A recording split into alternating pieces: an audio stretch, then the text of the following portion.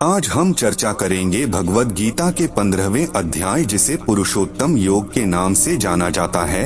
यह अध्याय गीता के सबसे गूढ़ रहस्यों में से एक को प्रकट करता है। भगवान श्री कृष्ण ने अर्जुन के माध्यम से हमें जीवन, आत्मा और परम सत्य का मार्ग दिखाया है। संसार का उल्टा वृक्ष एक अनोखा रूपक।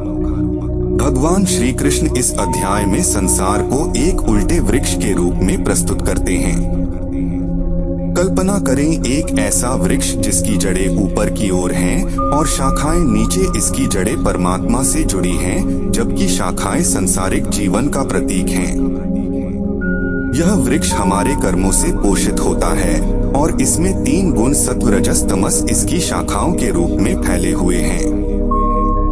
लेकिन श्री कृष्ण यहाँ हमें एक कठोर सत्य बताते हैं।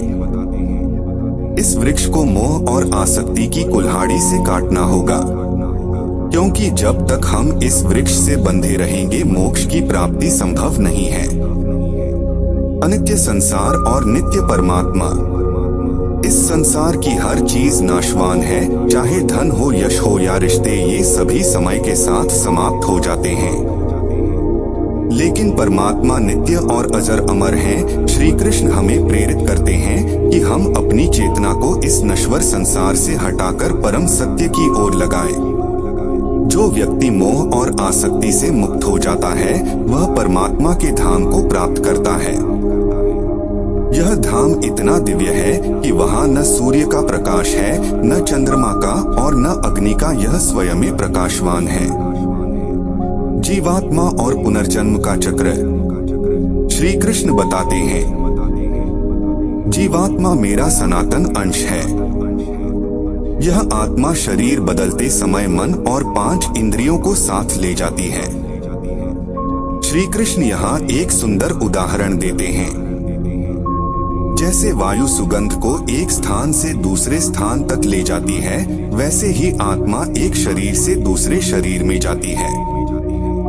ज्ञानी इस चक्र को समझते हैं और इसे तोड़ने का मार्ग ढूंढते हैं, लेकिन अज्ञानी इसे नहीं देख पाते। परमात्मा की सर्वव्यापकता। भगवान श्री कृष्ण अपनी सर्वव्यापकता को समझाते हुए कहते हैं, मैं ही सूर्य में स्थित होकर पृथ्वी को धारण करता हूँ, चंद्रमा के रूप में औषधियों को पुष्ट करता हूँ और अग्नि के रूप में शरीर में स्थित होकर भोजन को पचाता हूँ। मैं ही सभी प्राणियों के हृदय में स्थित हूँ और मुझसे ही स्मृति, ज्ञान और विस्मृति होती है। यहाँ भगवान हमें सिखाते हैं कि वे न केवल सृष्टि के निर्माता हैं, बल्कि इसका संचालन भी उन्हीं के द्वारा होता है। क्षर, अक्षर और पुरुषोत्तम। संसार में 2 प्रकार के पुरुष बताए गए हैं। क्षर जो नाशवान है, अक्षर जो नाश रहित है। लेकिन इन दोनों से परे हैं पुरुषोत्तम अर्थात परमात्मा। वे तीनों लोकों में प्रवेश करके सबका भरण पोषण करते हैं। ज्ञान का महत्व और जीवन का लक्ष्य। श्री कृष्ण कहते हैं, जो मुझे पुरुषोत्तम रूप में जानता है वही सच्चा ज्ञानी है।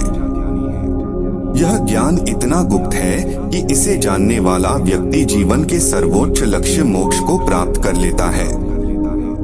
इस अध्याय से हमें क्या सीख मिलती है? संसार अनित्य है, हमें इसे त्याग कर परमात्मा की ओर बढ़ना चाहिए। मोह और आसक्ति का त्याग ही मोक्ष का मार्ग है। परमात्मा सर्वव्यापी और सृष्टि के मूल कारण है। जीवात्मा परमात्मा का अंश है। पुनर्जन्म का चक्र तोड़ना ही जीवन का उद्देश्य है।